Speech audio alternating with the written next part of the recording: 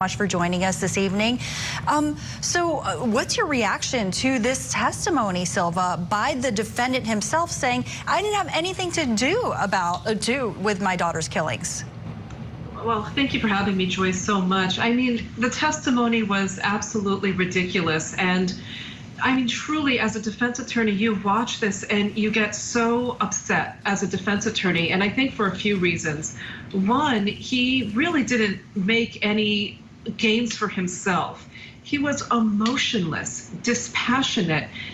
The first thought in my mind was disrespectful to his daughters in the way that he talked so coldly. And the story itself made absolutely no sense. And he just did not do any favors for himself. You know, when the defense announced that he would testify, my initial thought was really there was no choice. I mean, the evidence is overwhelming, and the prosecution won this case days ago, but he didn't do any favors. I don't think he got any points in his testimony, and he just didn't sound like a father who lost his daughters. He sounded like a man who was trying desperately to have an alternate theory so that the jury could bite on it, and it just didn't work. So he was the only defense witness. Do you think when a jury sees that there's only one witness and it's the defendant himself, that in itself persuades them, well, you know, this side isn't very credible? I think that we would be, I think that's extremely accurate, Joy. Honestly, a jury is just like us. They're normally watching this trial, and in their thoughts, they're like, wait a second, you're giving me an alternate theory, but there's absolutely nothing supporting that theory except for his words. And they're always going to go back to the most important aspect of this trial, that little girl telling 911, I'm dying, my father shot me.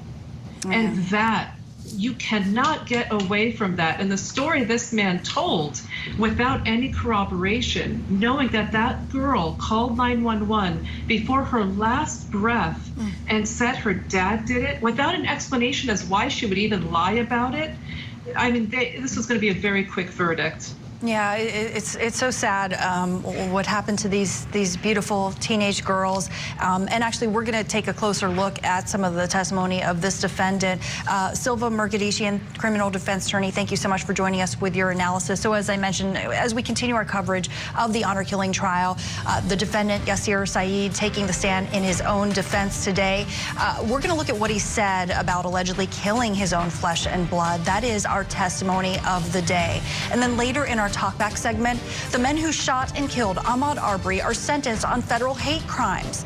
The trio asked to serve their life sentences in federal prison. Should Greg and Travis McMichael and Roddy Bryan be allowed to serve their time in federal prison or state prison for their state murder convictions? Let us know what you think. We're going to share some of your comments later on in the show here on Court TV.